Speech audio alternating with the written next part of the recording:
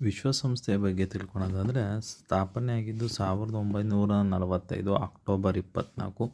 ಕೇಂದ್ರ ಕಚೇರಿ ನ್ಯೂಯಾರ್ಕ್ನಲ್ಲಿದೆ. ಸ್ಥಾಪನೆಯಾಗಿದ್ದಾಗ 51 ರಾಷ್ಟ್ರಗಳಿರುತ್ತೆ. ಪ್ರಸ್ತುತ 196 ರಾಷ್ಟ್ರಗಳಿದೆ. ಇದರ ಪ್ರಾದೇಶಿಕ ಕಚೇರಿಗಳು ಜಿನೇವಾ, ನೈರೋಬಿ, ವಿಯೆನ್ನಾದಲ್ಲಿದೆ. ಮತ್ತು ಭಾರತ ಸದಸ್ಯತ್ವವನ್ನು 1945 ಅಕ್ಟೋಬರ್ 30ರಂದು ಪಡೆದುಕೊಳ್ಳುತ್ತೆ. ಈ 193ನೇ ದೇಶವಾಗಿ ದಕ್ಷಿಣ ಸೂಡಾನ್ ಅದರ ಸ್ಥಾನವನ್ನು ಪಡೆದಿರುತ್ತೆ. ಸ್ಥಾಪನೆಗೆ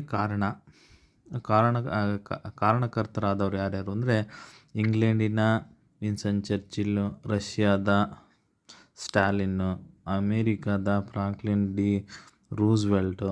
ವಿಶ್ವಸಂಸ್ಥೆ ಎಂದು ಹೆಸರು ನೀಡಿದವರು ಯಾರು ಅಂದರೆ ಫ್ರಾಂಕ್ಲಿನ್ ನೀಡ್ತಾರೆ. 2001 ಶಾಂತಿ ನೊಬೆಲ್, ಈ ಒಂದು ಸಂಸ್ಥೆಗೆ 2001ರಲ್ಲಿ ಶಾಂತಿ ನೊಬೆಲ್ ಪ್ರಶಸ್ತಿ ಬಂದಿದೆ. ಇದರ ವಿಶ್ವಸಂಸ್ಥೆಯಲ್ಲಿ 2 ವೀಕ್ಷಕ ರಾಷ್ಟ್ರಗಳಿದೆ.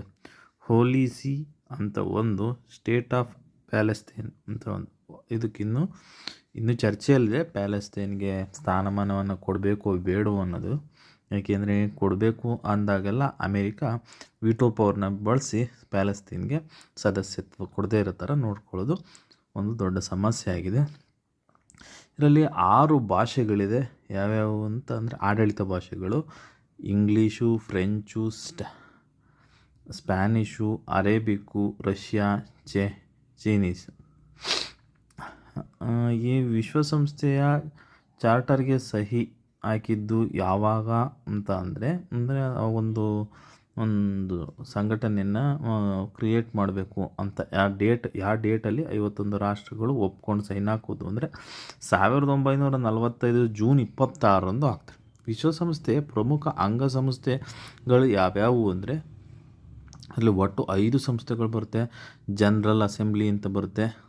ಇದು ಕಚೇರಿ ನ್ಯೂಯಾರ್ಕ್ನಲ್ಲಿದೆ. ವಿಶ್ವಸಂಸ್ಥೆಯ ವಿಶ್ವ ಸಂಸತ್ತು ಅಂತ ಇದನ್ನು ಕರೀತಾರೆ. ಈ ಅಧಿವೇಶನ ಸೆಪ್ಟೆಂಬರ್ನಲ್ಲಿ ನಡೆಯುತ್ತೆ. ಇದರ ಅಧ್ಯಕ್ಷರನ್ನು ಒಬ್ಬರನ್ನ ಆಯ್ಕೆ ಮಾಡುತ್ತೆ. ಪ್ರತಿ ವರ್ಷವೂ ಅವರಿಗೆ 1 ವರ್ಷ ಅಧಿಕಾರಾವಧಿ ಇರುತ್ತೆ. 17 ಉಪಾಧ್ಯಕ್ಷರನ್ನು 7 ಸ್ಥಾಯಿ ಸಮಿತಿಗಳನ್ನು ಇಲ್ಲಿ ನೇಮಕ ಮಾಡುತ್ತೆ. ಈ ಸಭೆಯಲ್ಲಿ 193 ದೇಶಗಳು ಒಳಗೊಂಡಿರುತ್ತದೆ. ಆದರೆ ಇದರಲ್ಲಿ ಒಂದು ವಿಶೇಷ ಅಂದರೆ ಈ ಮೊದಲ ಅಧಿವೇಶನ ನಡೆದಿದ್ದು ಲಂಡನ್ನ ವೆಸ್ಟ್ ಮಿನಿಸ್ಟರ್ ಸೆಂಟ್ರಲ್ ಹಾಲ್ನಲ್ಲಿ ನಡೆದಿರುತ್ತೆ. ಪ್ರಥಮ ಅಧ್ಯಕ್ಷರು ಪೌಲ್ ಹೆನ್ರಿ ಸ್ಟಾಕ್ ಅನ್ನೋರು ಆಗಿರ್ತಾರೆ 1946ರಲ್ಲಿ. ಇದರ ಅಧ್ಯಕ್ಷತೆಯನ್ನು ಅಂದರೆ 8ನೇ ಅಧಿವೇಶನದಲ್ಲಿ ವಿಜಯಲಕ್ಷ್ಮಿ ಪಂಡಿತ್ ಅವರು ವಹಿಸ್ಕೊಂಡಿರ್ತಾರೆ. ಭಾರತ ಮತ್ತು ವಿಶ್ವದ ಮೊದಲ ಮಹಿಳೆ ಇವರಾಗಿರ್ತಾರೆ. ಅಟಲ್ ಬಿಹಾರಿ ವಾಜಪೇಯಿ ಅವರು ವಿಶ್ವಸಂಸ್ಥೆಯಲ್ಲಿ ಹಿಂದಿಯಲ್ಲಿ ಭಾಷಣ ಮಾಡಿರ್ತಾರೆ 1977ರಲ್ಲಿ. ಆವಾಗ ಅಧ್ಯಕ್ಷರು ಯಾರಾಗಿರ್ತಾರೆ ಅಂತ ಕೇಳೋದಾದರೆ ಇವ್ರನ್ನ ಮಜೂಸೋ ಅಂತ ಒಬ್ಬರು ಮಜೂಸೋ ಅನ್ನೋರು ಆಗಿರ್ತಾರೆ. ಅದೇ ಥರ ಕನ್ನಡದಲ್ಲಿ ಯಾರಾದರೂ ಮಾತಾಡಿದ್ರಾ ಅಂತ ಕೇಳೋದಾದರೆ ಅನಂತಕುಮಾರ್ ಅವರು ಮಾತಾಡಿರ್ತಾರೆ. ಇಲ್ಲಿ ಏನೇ ನಿರ್ಧಾರ ತಗೊಂಡ್ರು ಈ ಸಭೆಯ ನಿರ್ಧಾರ ತಗೊಂಡಾಗ ಅದರಲ್ಲಿ 2/3 ಒಪ್ಪಿಗೆ ಬರಬೇಕು. ಓಕೆ, ಪ್ರತಿ ದೇಶ 5 ಪ್ರತಿನಿಧಿಗಳನ್ನು ಹೊಂದಿದೆ. ಆದರೆ ಒಂದೇ ಒಂದು ಮಾತ್ರ 5 ಜನನ್ನ ಈ ಸಭೆಗೆ ಕಳಿಸ್ಬೋದು. ಆದರೆ ಮತದಾನ ಮಾಡಬೇಕಾಗಿರೋದು G4 ರಾಷ್ಟ್ರಗಳು ಕಾಯಂ ಪ್ರತಿನಿಧಿ ಸ್ಥಾನವನ್ನು ಪಡೆಯೋದಕ್ಕೆ ಓಡಾಡ್ತಿದೆ. ಅಂದರೆ G4 ಒಂದು ಸಂಸ್ಥೆ ಏನಕ್ಕಾಗಿ ಈ ಒಕ್ಕೂಟ ರಚಿಸಿಕೊಂಡಿದ್ದಾರೆ G4 ಇಲ್ಲಿ ಕಾಯಂ ಸ್ಥಾನವನ್ನು ಪಡಿಬೇಕು ಅನ್ನೋದೇ ಮೂಲ ಉದ್ದೇಶ. Bharat, Japan, Germany, Brazil 2 B 1 J ಅಂತ ನೆನ್ಪಿಟ್ಕೊಳ್ಳಿ. B 1 ಬರುತ್ತೆ, 1 J ಬರುತ್ತೆ. ಓಕೆ,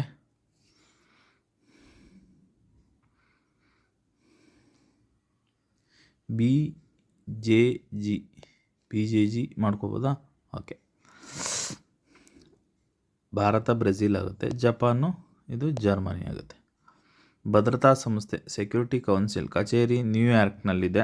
ಇದು 2ನೇ ಸಂಸ್ಥೆ ಆಗಿರುತ್ತೆ. ಒಂದು ಸಾಮಾನ್ಯ ಸಭೆ ಆದರೆ ಇನ್ನೊಂದು ಭದ್ರತಾ ಸಮಿತಿ ಆಗಿರುತ್ತೆ. ಇದರ ಕಚೇರಿ ನ್ಯೂಯಾರ್ಕ್ನಲ್ಲಿ ವಿಶ್ವ ಸಚಿವ ಸಂಪುಟ ಅಂತ ಕರೀತಾರೆ.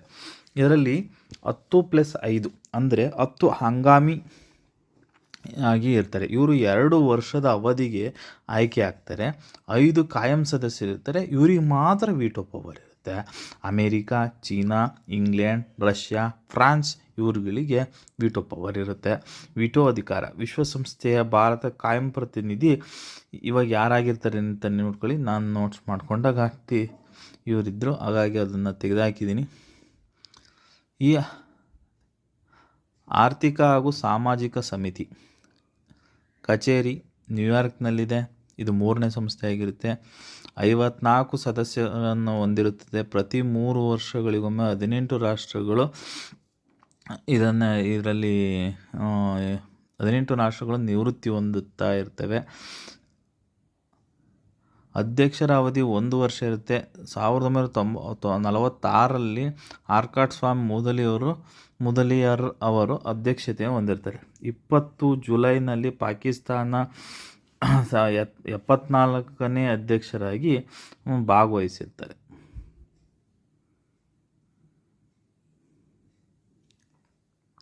ಅಂತಾರಾಷ್ಟ್ರೀಯ ನ್ಯಾಯಾಲಯ ಕೇಂದ್ರ ಕಚೇರಿ ಹೇಗ್ನ ನೆದರ್ಲ್ಯಾಂಡ್ನಲ್ಲಿದೆ.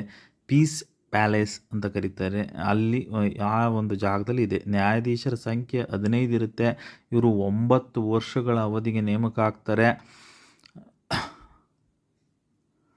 ಅಧ್ಯಕ್ಷರ ಅವಧಿ 3 ವರ್ಷ ಇರುತ್ತೆ. ಈ 9 ವರ್ಷದಲ್ಲಿ 3 ವರ್ಷ ಅವರು ಅಧ್ಯಕ್ಷರಾಗ್ಬೋದು. ಸದಸ್ಯರು 193. ಅಂತಾರಾಷ್ಟ್ರೀಯ ನದಿ ವಿವಾದ ತೀರ್ಪಿಗೆ